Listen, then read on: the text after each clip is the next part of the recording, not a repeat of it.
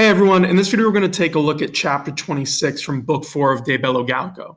So we're still talking about the invasion of Britain, and you might remember that in the previous chapter we saw that Caesar had crossed over, the Romans were trying to land, it wasn't very successful, they had a problem with the boats, and finally they have his eagle bearer, right, the aquilifer carrying the standard, who jumps off the boat and rallies the Roman troops, and they're finally able to kind of fight the Britons and avoid a disaster. That's where we're picking up the narrative in this chapter, and you're going to see sort of the conclusion of what's happening for this fight on the beach. Now, before we go into it, I always tell you in these videos, the first thing you want to do is make sure you have the vocabulary down. So if you want to pre-read this, look through the vocab, find a commentary, there's a bunch of them out there, you can kind of figure it out. But it's much easier to read when you actually know what the words mean. You're not constantly living in the dictionary. The next thing you want to do is try to find someone, if you can, to read this aloud, right? I always tell you this in my videos, but reading it aloud, bringing the language to life, it'll help you practice your speaking skills and your pronunciation. And then if you have a classmate who can read it back to you, you can practice your listening skills. That will really help you with being able to understand the Latin. The last thing I'd encourage you to do is do the read and reread method, right? So read through it once, write down any problem areas you might have, anywhere you're struggling, whether it's vocab, grammar, whatever. Then when you're done with your read, try to look it up. Again, this is where commentaries will help you through, particularly with the grammar. Try to look it up and see what you can make out of it, and then go back and read it again. And on the second, the third, the fourth time, as many times as you need to, you should hit a point where you're able to read this without needing a vocab, right? Any vocab help, without needing a dictionary, without needing grammar, commentary, anything like that, and still understand what's going on. It doesn't have to be perfect, but you can at least read it pretty well and understand it. That's always the sign that you're in a good place and you're ready to move on. Okay, so if you haven't done that yet, go do that. If you have, watch the rest of the video and see kind of how the translation goes. Not that mine's perfect, but if what I'm putting down here is pretty close to what you had, you can feel pretty comfortable that you're on the right track. Okay, so the chapter starts like this. You have pugnatum est ab utrisque acriter. So here we have this impersonal. You're saying the fight, right? Pugnatum est, it was fought, you could say, by both sides, ab utrisque, right? By both, fiercely, meaning that the fighting on both sides was fierce between the British and the Romans. Then you have nostri tamen, quod neque ordines servare, neque fermiter, insistere, neque signa subsequi poterant, atque alias alia ex navi, quibuscumque signis occurrerat, se aggregabat, there we go, magna per perturbabantur. There we go, it's imperfect. Stumbled at the end, but we'll get there. Okay, so you have nostri tamen, our, however, and we've seen Caesar use this before. Nostri means our men. He's talking about the troops. So our troops, however, because you have this phrase, you have neither the ranks, the ordines, nor insistere. You have two infinitives here. So something about not being able to save the ranks and something about standing firm. The verb you're looking for is poterat. So you're saying because they were not able, right? You have a bunch of nekois here. So they were not able to preserve their ranks, nor to sort of insistere, to stop or to stand firmiter, firmly, right? Nor to subsequi, to follow the signa, the standards. So if you take that line together, he's describing the chaos. He's saying that his men were not able to keep their ranks, meaning their military order, right? They weren't able to really stand or stop or stand still and fight, and they're not able to follow the signa, the standards, right? Think of the aquilifer. So there's generally chaos, okay? So because of all this stuff, and then you have this fun phrase of alias alia ex navi. So you're saying one kind of from one ship, right? Meaning one from one ship and kind of one from another. They're all mixed together on the ships. They occurrera, they had meaning alias, so meaning any of the soldiers, had come to whatever standards, right? Quibuscumque signis, to whatever standards he could, right, is the idea. He aggregabat se, he joined himself.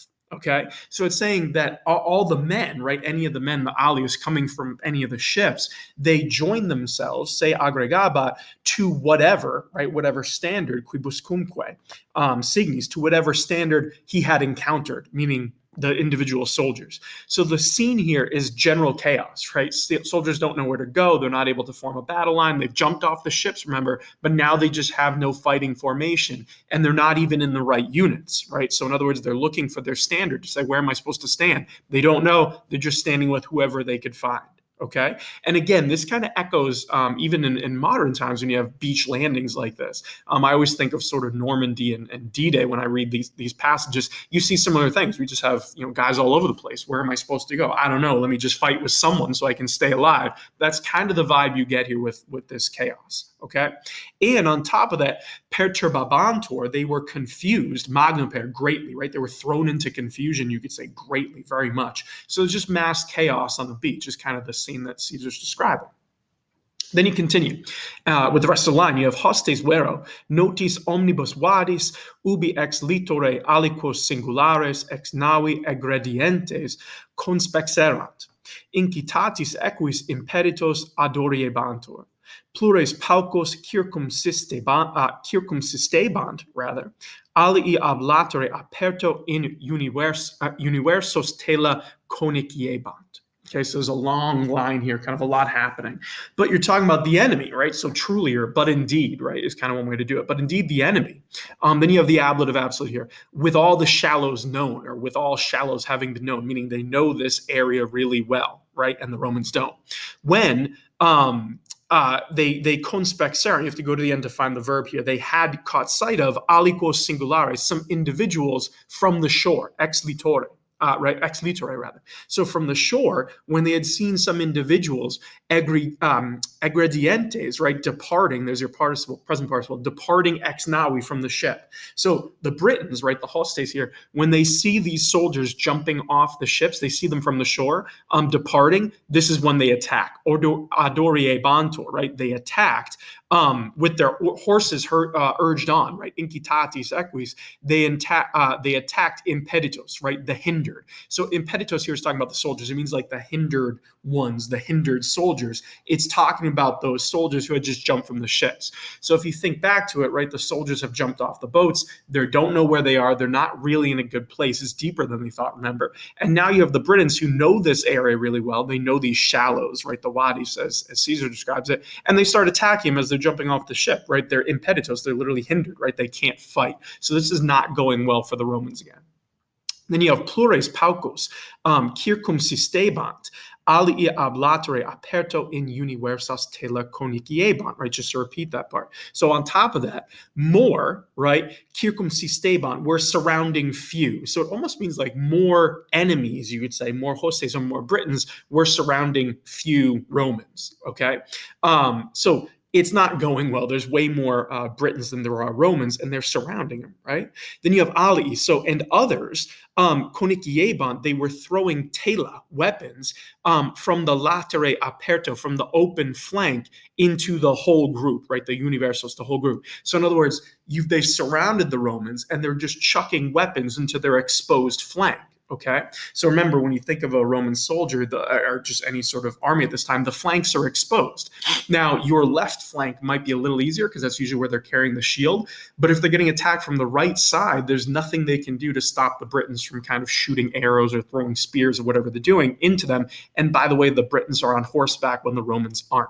So this is kind of a picture that shows you the British strategy, right? This is just a picture. I think it's from Wikipedia showing the landing. But you kind of get a sense of it. The Romans are stuck in the water. The Britons have them surrounded. They're up on horseback. They're on the sides, and they're just sort of working their way through the Romans. It's not going well at all, right? So again, we get a great depiction here of the chaos of this beach landing and how poorly it's been going for Caesar.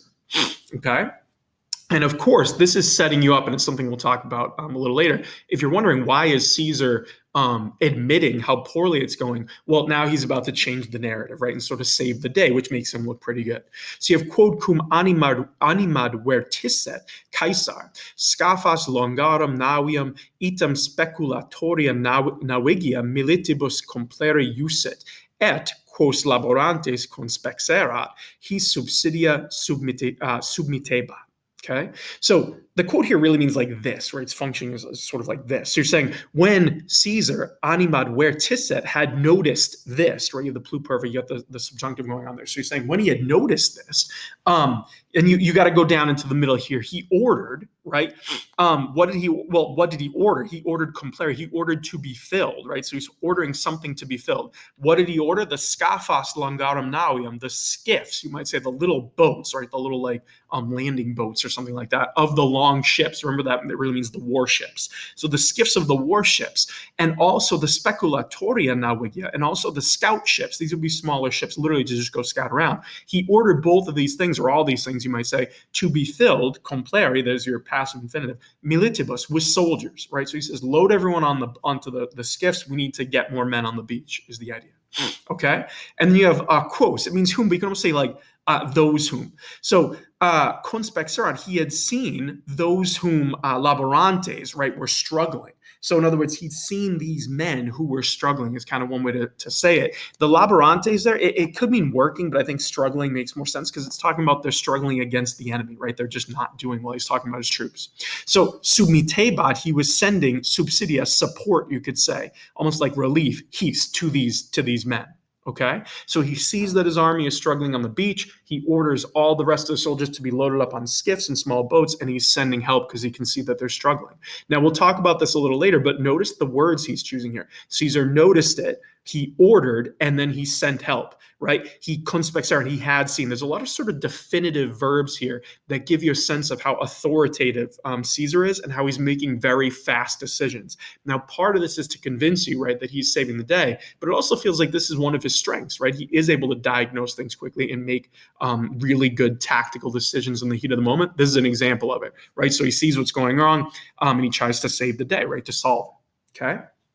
Then you have nostri, simul in arido constituerant, suis omnibus consecutis, in hostes impetum fecerant, atque eos in fugam dederant, ... right? We'll finish it in a little bit. So again, nostri is our men, so our troops.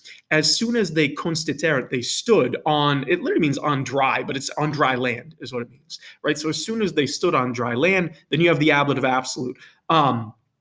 With all of their, meaning all of their soldiers having followed behind, right? So everyone's kind of charging through to the front lines. You have in hostes impetum fecera, they made an attack, right?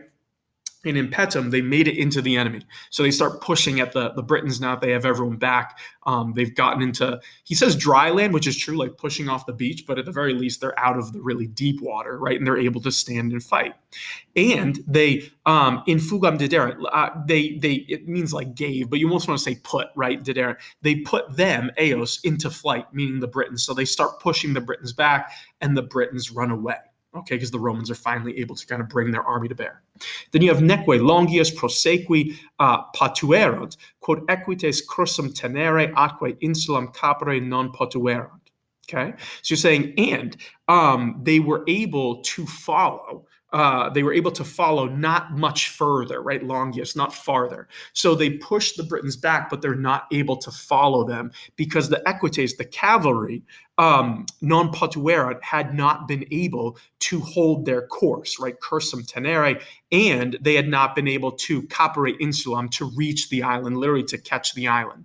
Now, this is referencing back to something I'm not sure if we mentioned in these videos, but Caesar does not have cavalry at this landing because he had set out and left them to follow behind on a different sort of set of boats and land after. So part of the story in book 4 is, why was this so poorly planned, right? Caesar has only 2 legions, not a lot of guys, and he has no cavalry. They're just not there with him. This is sort of a failure by him, and it's playing out here. And he says, we weren't able to pursue them because we didn't have any cavalry.